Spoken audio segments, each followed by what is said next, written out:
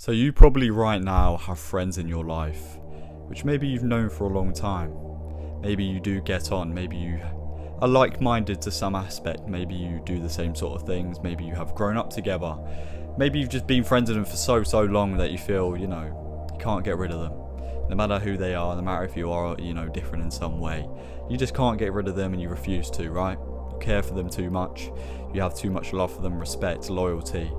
But the truth is that most friends and people we have around us are only holding us back from actually becoming a better us.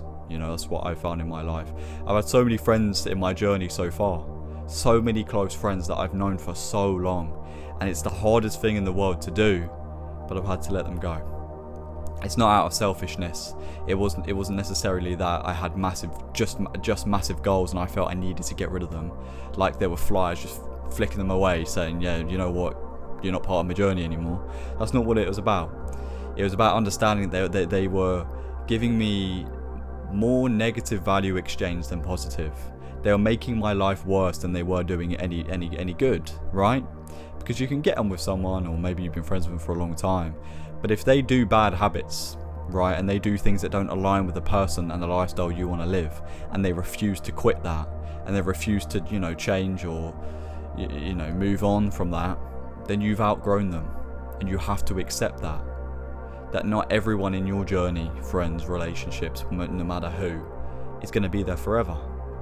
So I think catching it early is so good. I've had so many friends I've realized are not good for me, and I've spent so long thinking, should I get rid of them, or should I just keep them around? I can still do what I need to do. But I found myself realizing that's not the case. You're not going to be able to live the lifestyle you want to live if you're not around people of that lifestyle. If you're not just, with yourself living that lifestyle. If you have people around you who are not in line with that, they're going to drag you away from that, right? They're going to encourage you back into bad things.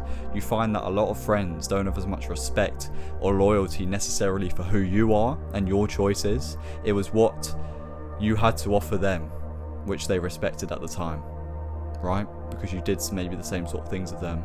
But the fact that you want to change now and become better is is the very thing in which they despise to happen, right? And that's why you have to get rid of them very quickly, and you have to catch this early before they take too much negative say or control to try and encourage you to come back, or to try and persuade you that, it's fine, you can do this, but you can also do this as well. You might have a good lifestyle, but you can also come out of me and do this and do this and do that.